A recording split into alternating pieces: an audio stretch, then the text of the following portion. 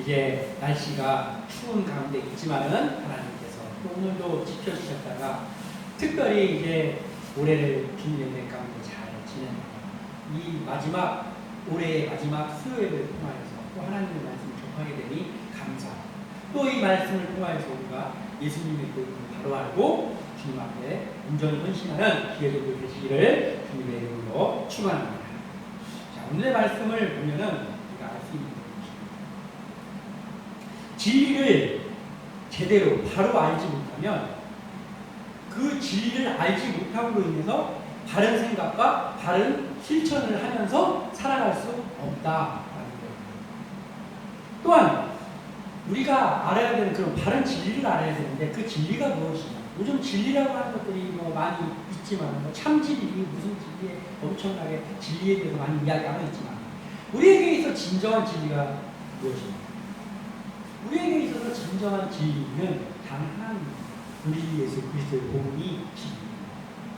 우리 주 예수 그리스도의 복음으로 가득 채워져 있는 책이 바로 우리가 이제 읽고 묵상하는 성경책입니다.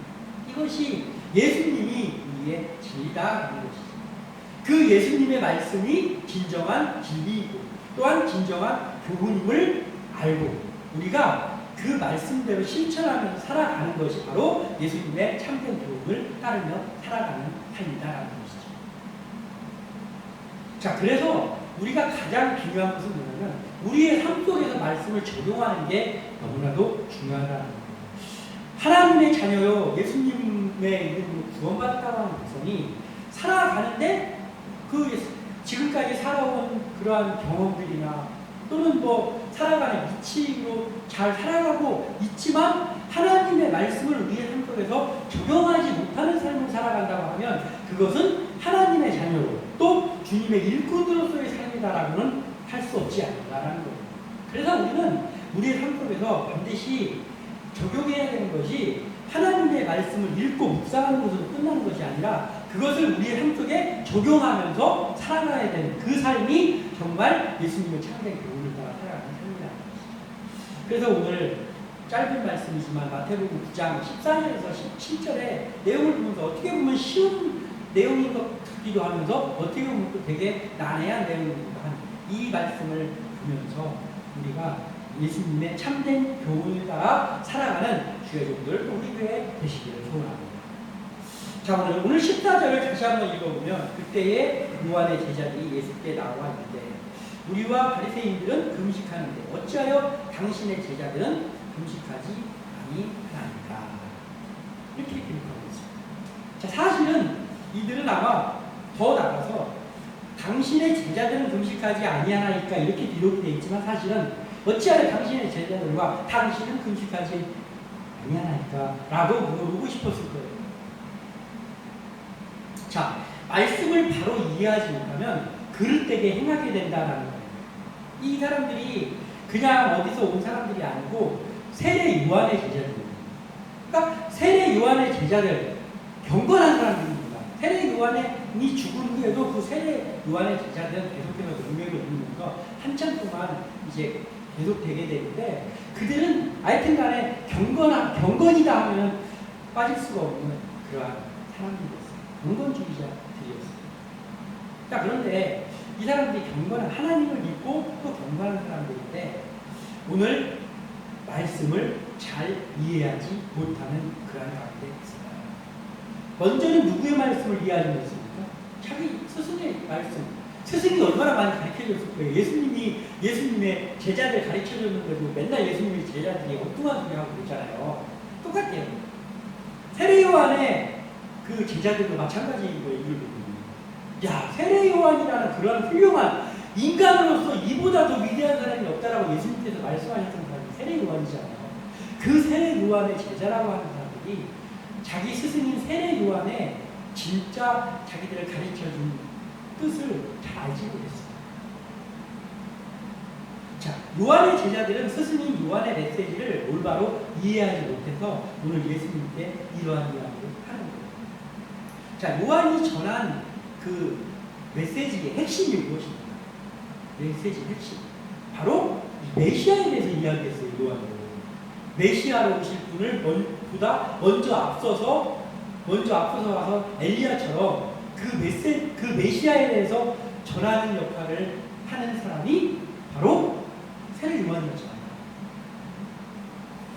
세례 요한이 세례를 주고 또 사람들을 가르치고 할 때 그 내용이 무엇이었습니까? 앞으로 내가 이렇게 당신들한테 세례를 주고 있는데 나보다 더 위대한 사람, 즉 메시아가 온다. 이거였잖아요. 메시아가 오신다. 나는 그분의 신발끈 푸는 것도 감당 못할 작은 사람이다. 그러나 그가 와서 불과 성령으로 세례를 줄 것이다라는 그것을 전하는 사람이 요한이잖아요. 요한이로 그냥 뭐 이렇게 전도하고 대충 이렇게 말씀 좀 전하고 한 게 아니에요. 요한의 핵심은 무엇이었습니까? 메시아가 오신다.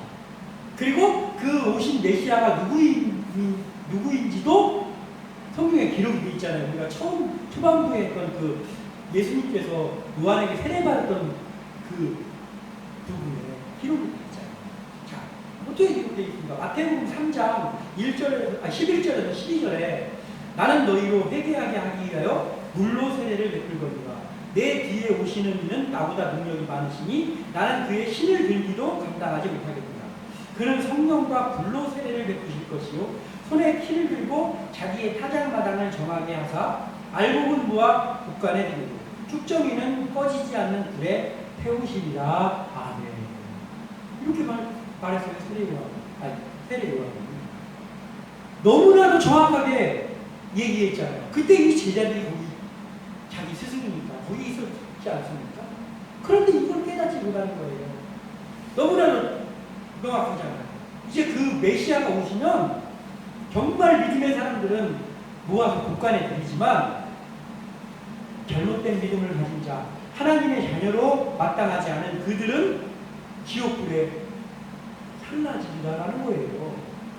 그러니까 그 하나님의 뜻을 받고 그 하나님의 뜻대로 행하는 자는 천국이지만 그렇지 않고 하나님을 신뢰하지 못하고 하나님이 전혀 생각하지 않는 다른 방향으로 나아가는 사람은 그 구원의 길에 설 수 없다라는 것이 그의 메시지였어요. 그리고 그때 마침 세례를 받으러 오셔서 세례를 받으시고 또 그 요한이 그 예수님을 맞이했을 때 이분이 메시아라는 태도로 맞이했잖아요. 그냥 세례를 받으러 왔던 사람들은 모를 수 있다고 해요.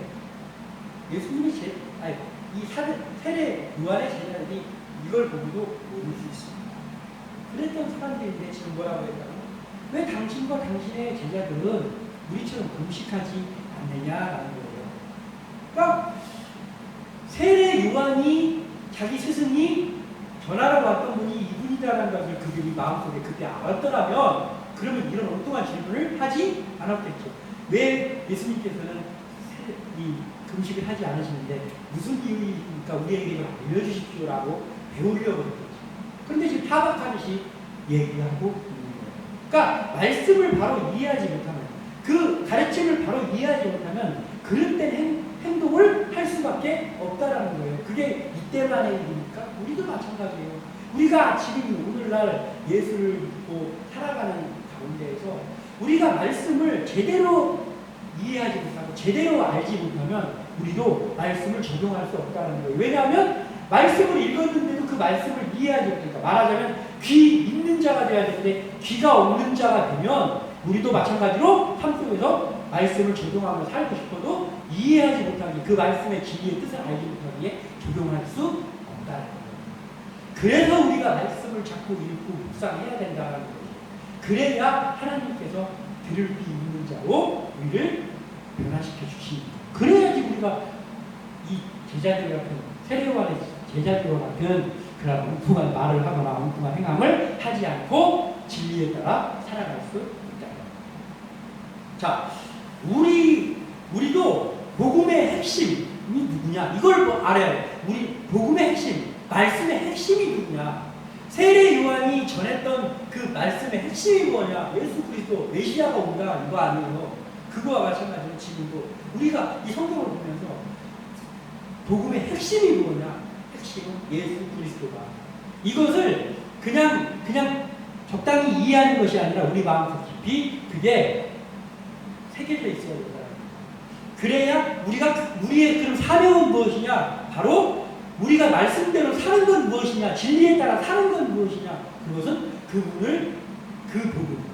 복음을 우리가 만방에 전파하며 사는 것이 우리의 사명이다. 이것만 확실히 알고 있으면 우리가 말씀을 적용하면서 살 수 있다. 또 우리가 이것을 알고 나아가 이제 진리에 부합한 삶을, 예수님의 참된 교훈을 이해하고 그것을 전하며 살아가는 그런 주의 되시기를 소원합니다. 자, 그 다음 15절에 보면은 예수께서 그들에게 이르시되 혼인집 손님들이 신랑과 함께 있을 동안에 슬퍼할 수 있느냐? 그러나 신랑을 빼앗길 날이 이르니 그때에는 금식할 것입니다. 아멘.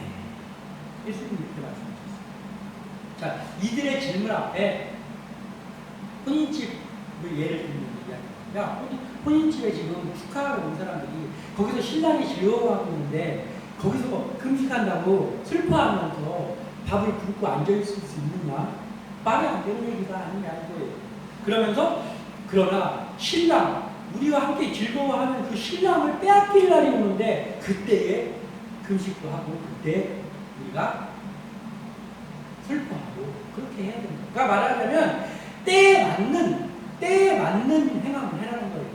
때에 맞지 않는 것을 하지 말라는 것이죠. 자, 이 말씀을 왜 하셨을까요? 지금 그 당시에 그 말씀을 하고 있는 예수님이 지금 말씀도 가르치시고 복음도 전하시고 또 병도 고치시면서 지금 그들 속에 계셨었죠.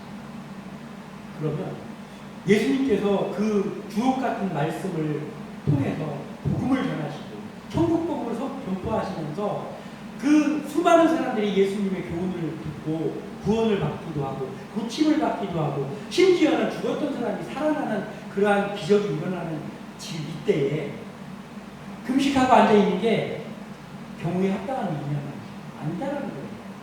지금은 예수님의 말씀으로 듣고 그 말씀을 받아서 내가 정말 그것을 새기고 그 말씀대로 살 것을 생각하면서 함께 예수님과 말씀을 나누면서 기뻐해야 될 때라는 거예요. 그런데 거기 앉아가지고 금식. 그런데 그렇다면 이 세례요한의 제자들은 왜 그런 소리를 그런 걸 왜 했을까요? 이유가 있었어요. 세례요한의 제자들 그 얘기는. 그 자기들의 스승인 세례요한이 잡혀갔잖아요. 그래가지고 옥에 갇혔단 말이에요. 옥에 갇혀 있으니까 말하자면 그들에게 있어서는 예수님도 예수님이지만 그 세례요한이 무지하게 위대한 스승이잖아요. 그리고 예수님이 그 세례요한과 집안이었잖아요. 그리고 또 그들도 예수님을 본 적이 있단 말이에요. 그러나 그 자기 스승이 했던 것을 정확하게 저분을 메시아로 영접하고 있구나라는 걸 그들이 깨닫지 못한 것 뿐이지 그 예수님이 그 세례 요한과도 잘 아는 사이라는 걸 알고 있단 말이에요. 그래서 지금 자기들은 그 스승, 대스승이신 그 세례 요한이 지금 옥에 갇혀서 죽임을 당할지도 모르는 상황 가운데 있는 거예요. 지금.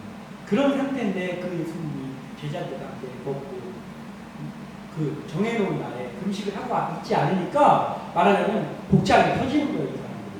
그래서 거짓말을 한 거거든요. 그런데 예수님께서는 그 자기 스승의 세례 요한의 말을 이해하지 못했던 사람들에게 메시아라는 것을 지금 이야기해 주는 거예요.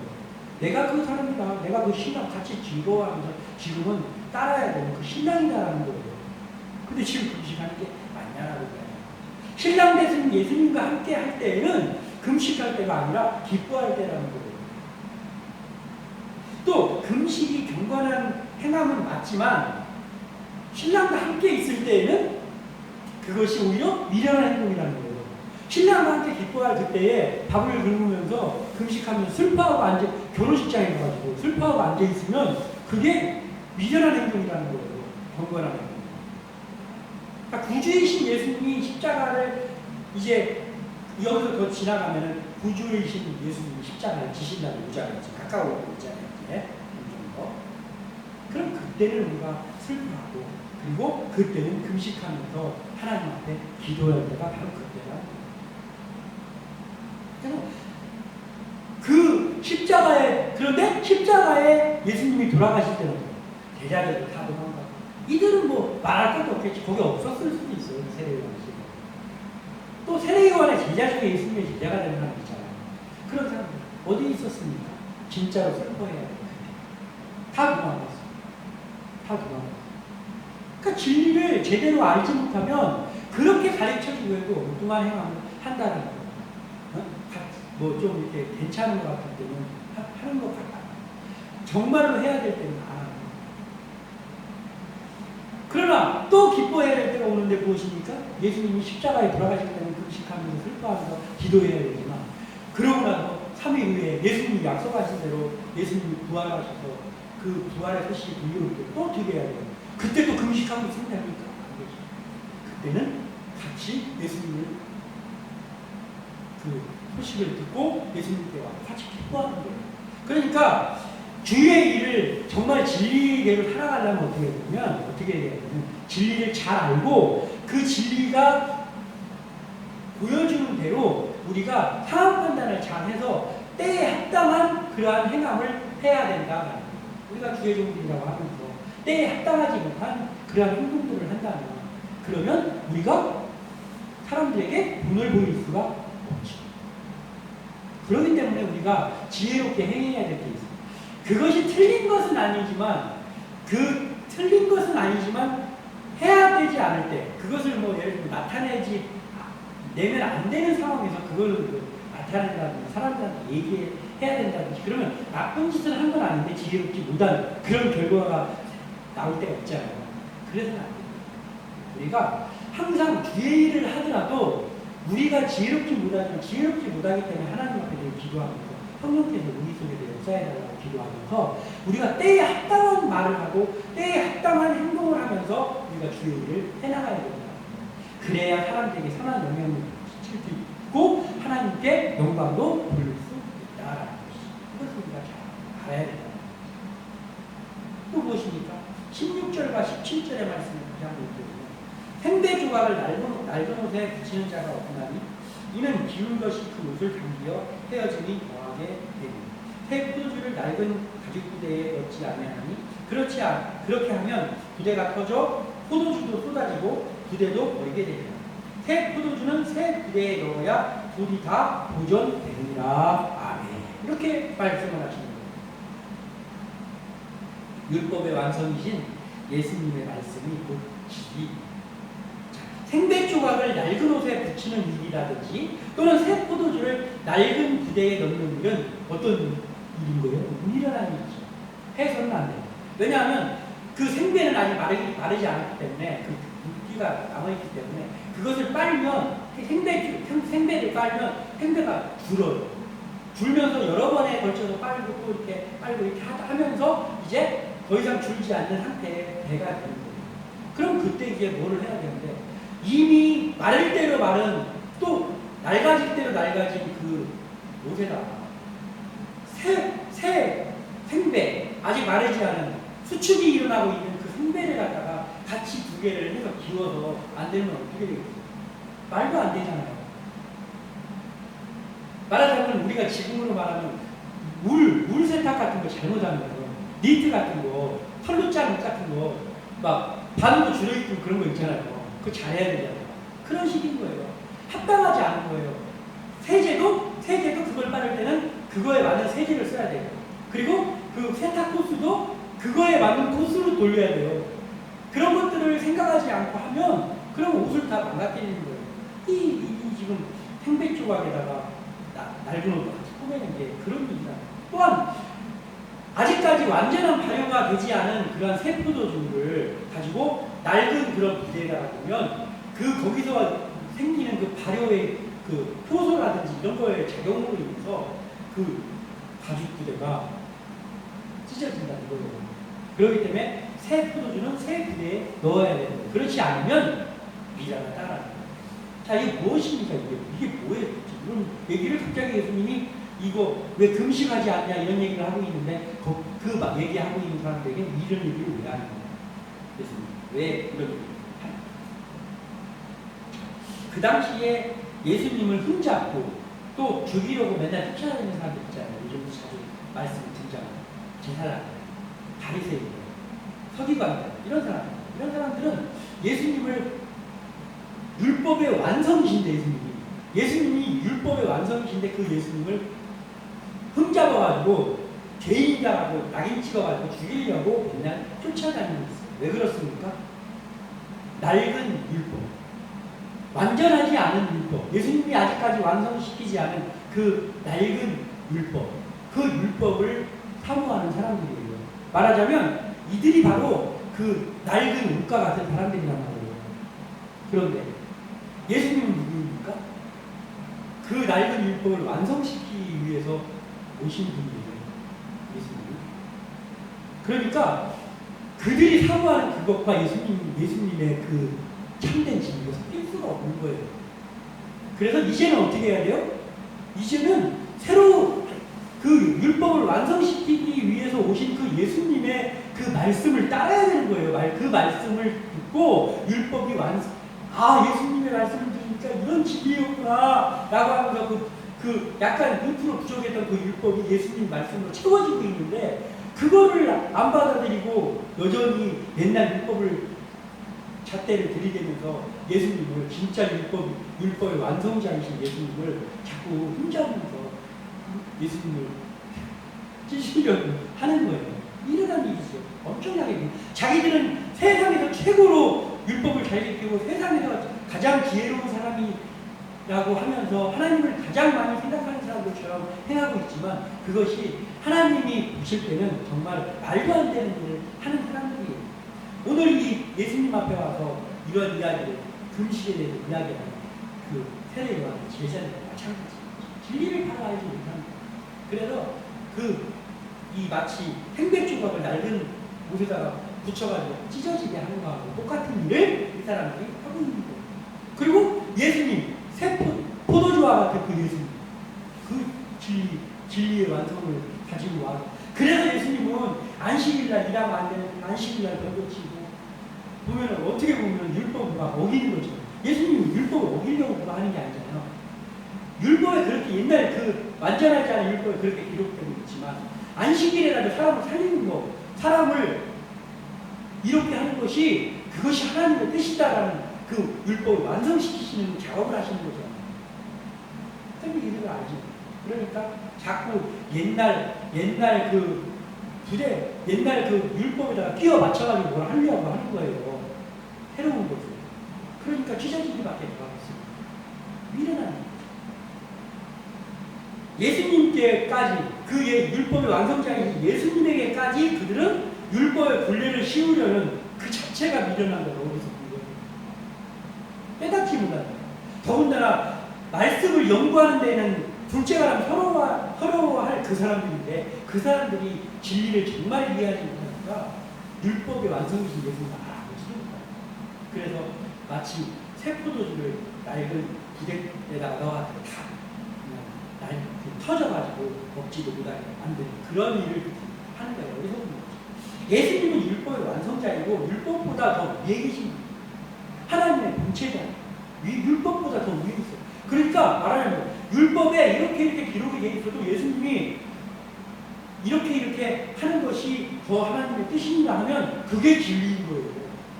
이들은 그걸 알지 못하는 거예요. 율법, 옛날 그 모세 율법이나 모든 거다 끼워 맞추려고 하도 끼워 맞추려고 하다 보니까 하나님의 본체가 웃었는데 그분한테까지 그 옛날 율법을 갖다가 드리려고 하는 거예요.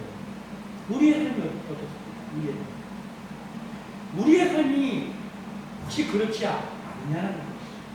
우리의 어떤 작은 그러한 우리가 지금까지 신앙생활에 어떤 틀에 박혀가지고 정말 하나님이 원하시는 것은 무엇인지를 깨닫지 못하고 우리가 알고 있는 그 틀에다가 모든 이 교회의 일이라든지 모든 것을 거기에다 끼워 맞춰가지고 일을 하려고 하지 않냐는 것이죠.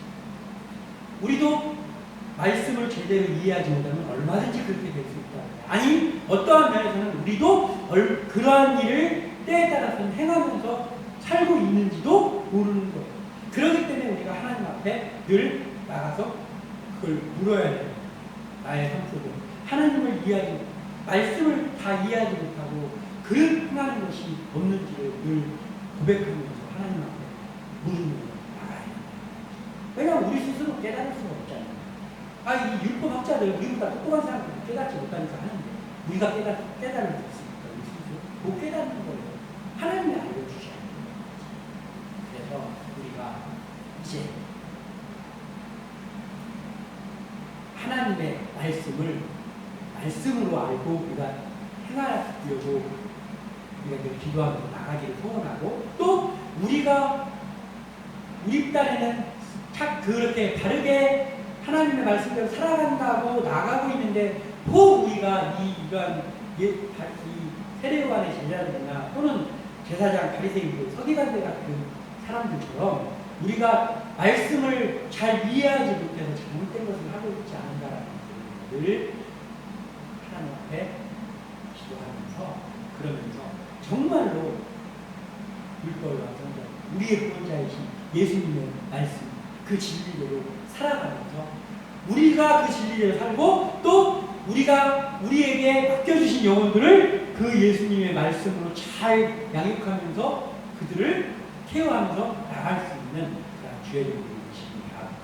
아무쪼록 우리 교회가 이제 정말 하나님의 말씀대로 하나님이 정말 잘하고 있다, 정말 너희들이 말씀대로 잘 살고 있구나 라는 칭찬을 받을 수 있는 함께다, 그리고 우리 주의 성도들이 다 되어지기를 주님의 이름으로 축원합니다. 기도합니다.